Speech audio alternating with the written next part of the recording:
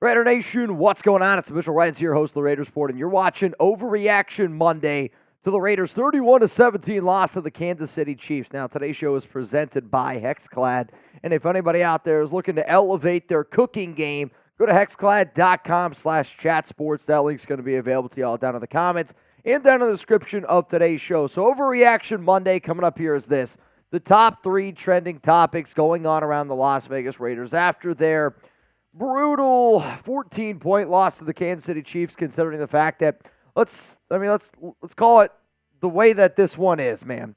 The Raiders were up 14-0. They should have been up 17-0, and yet you end this game on a 31-3 skid, if you will, to the Chiefs. And I get it. The Raiders are not as talented as Kansas City. The Raiders are not as coached as well as Kansas City. But what I cannot wrap my mind around is I feel like it's every single week, it's every single thing with this Raiders team of, I don't understand why, if it works so well in the beginning of a game, for you to then just totally go away from it for the remainder of that game. I mean, you ran the football effectively early on, then you kind of went away from it.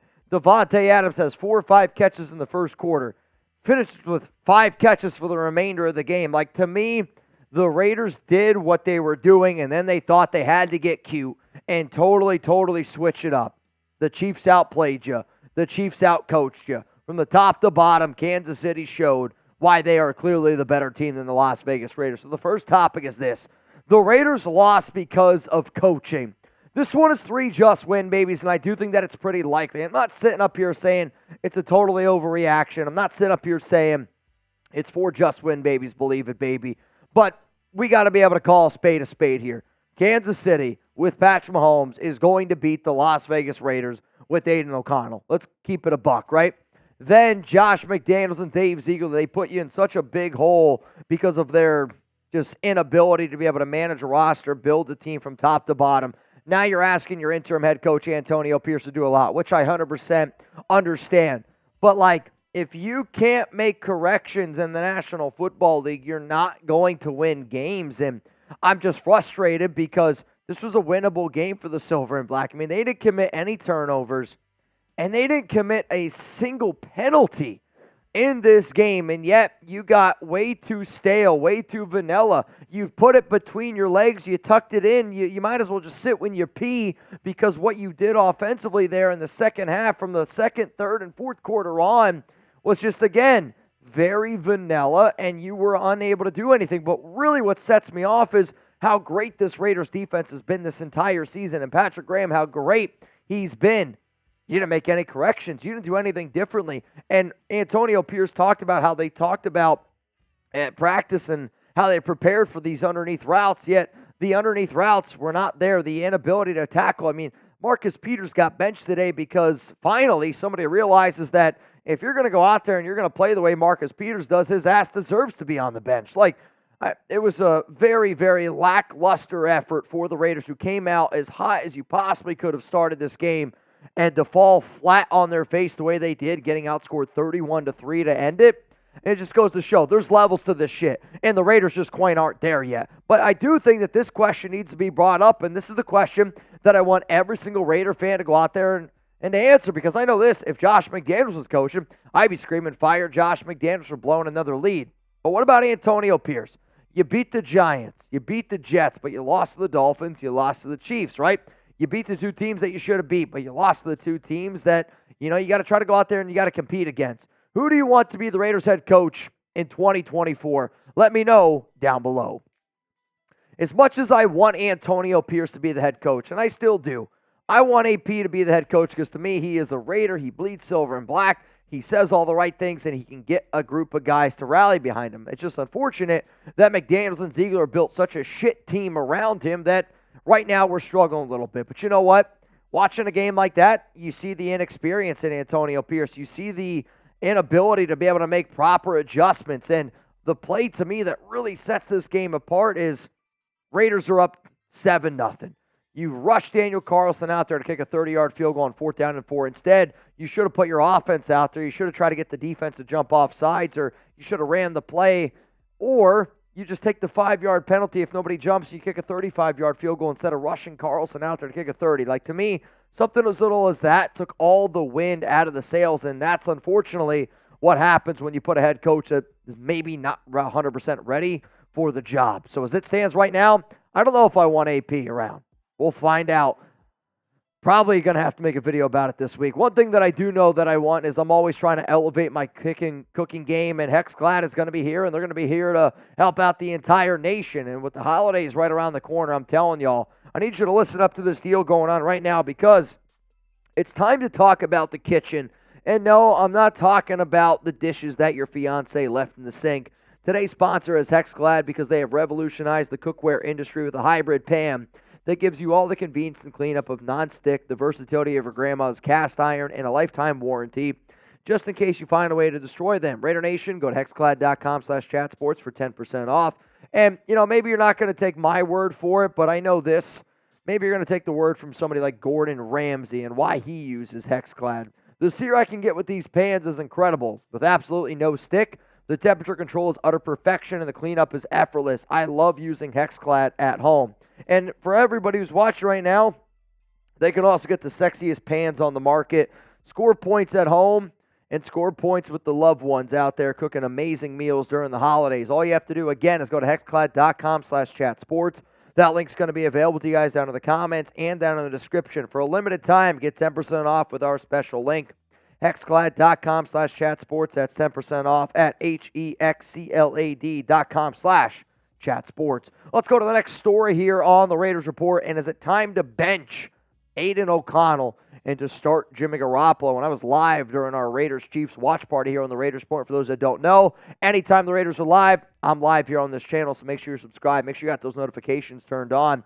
Had a lot of people begging for the Raiders to bench AOC and roll with Jimmy G. Here's just the cold, hard facts.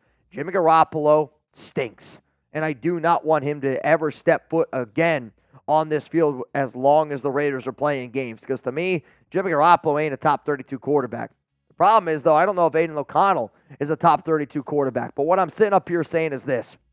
When the season started, if you were to lay out every single quarterback, I don't know if the Raiders would have had a single QB that deserved to be in the top 32. Sure, the rankings at the beginning of the season might have changed, but then after you watch Jimmy Garoppolo play, you can easily see he's not the right guy. Brian Hoyer clearly isn't the right guy, but more importantly, Jimmy G and Brian Hoyer will never be the future of the Raiders, even though I do not think that Aidan will be the future of the Raiders, and I've never thought that Aidan O'Connell is going to be the future of this team. I've always thought Aidan is going to be a good backup, and he is going to be a good backup in the NFL. But anybody out there sitting here saying that Jimmy Garoppolo should now be the new starting quarterback for the Las Vegas Raiders after these past 2 weeks, I'm going to simply put it like this. You don't know ball. Stop talking, because starting Jimmy Garoppolo makes literally no sense. Let's go to the final topic here around the Las Vegas Raiders, and it involves Roderic Teamer. Should the Raiders cut Roderic Teamer? And some of you are like, but wait, Mitch, I didn't even see Teamer play against Kansas City. You're right, because he's a moron, and I'll talk about this topic here in just a second. But to make sure that you don't miss anything going on around the silver and black, make sure you're subscribed. I put out a video before the Raiders-Chiefs game started about the entire situation involving Roderic Teamer, but the bottom line is this. I got commitment to excellence. There is nobody in the Raiders video-making world that makes more content than what Jeremy Chuggs and I do, and if you have that commitment to excellence, make sure you're subscribed, because I promise you this, we're going to keep you up to date. So should the Raiders cut Roderic Teamer? Yes. I'm not even going to tease this one. This one is simple. This one is easy. This is for just win babies. Believe it, baby. Now, I will admit, this is me basing it off of the information that I know right now. And the information that I know right now is this. Roderic Teamer was activated off IR. He was going to play against Kansas City in Week 12. But instead, again, based off the information that we know, was out drinking Saturday night before the biggest game of the season for the Las Vegas Raiders. Got pulled over for speeding, and then he got himself a DUI. Let me just put this one really, really simple for all y'all out there. Quit drinking and driving. There is not a responsible adult that is breathing, that has a pulse, that thinks that drinking and driving is the right thing to do. And then on top of that, I don't know how much of an idiot you got to be to make millions upon millions of dollars to still not get an Uber. Maybe you have a nice car here and there, but here's the thing. When you are playing for the Raiders in the situation that went down with the Henry Ruggs situation, Roderic Teamer doing what he did was a slap across the entire face to everybody involved with the Henry Ruggs situation. I'm not going to mention all the names that were involved, but it's just a cold, hard fact, man. I don't understand how an NFL team can go through that. I don't understand how a roster can go through that. I don't know how a grown man can make the decision that Roderic Teamer decided to make, because it's not only just drinking while or driving while drunk. It's just all the other things that had to go on for you to say, you know what, I'm still going to get in my car and I'm still going to drive anyway. If I'm Antonio Pierce, if I'm the Raiders organization, I'm cutting his ass so quick, because to me, I want players that I can build. That I want players that I believe are the right role models to build something special. And Roderic Teamer doing what he did, I'm sorry, he doesn't deserve to wear the Raiders jersey as far as I'm concerned. So here's going to be the remaining schedule for today's, or for the remainder of the week. I'm going to be live Monday and Tuesday. Chugs and I are going to be live a little bit later on today, so make sure you're tuned in. Make sure you're subscribed. Then we're going to be live on Thursday for a little Seahawks-Cowboys action. And then Sunday, since the Raiders are on a bye, I don't know which game I'm going to do yet, but I will be live Sunday. Jeremy's going to be out in Vegas, so if you guys see him, say what's up. He's going to be doing a bachelor party. If there's a certain game that you want me to go live for on Sunday, let me know down below in the comments. We're going to debate. We're going to figure out what we're going to do. Better days ahead for the Silver and Black. I know how frustrating this loss was to the Chiefs, but this was a game that nobody thought the Raiders would win. We just expected a better output considering of how well it started. From me, from Jeremy Chugs to the entire nation, I love y'all. Enjoy the rest of your day. And remember, I'll see you a little bit live later here at 4 p.m. Eastern Time, 1 p.m. Pacific.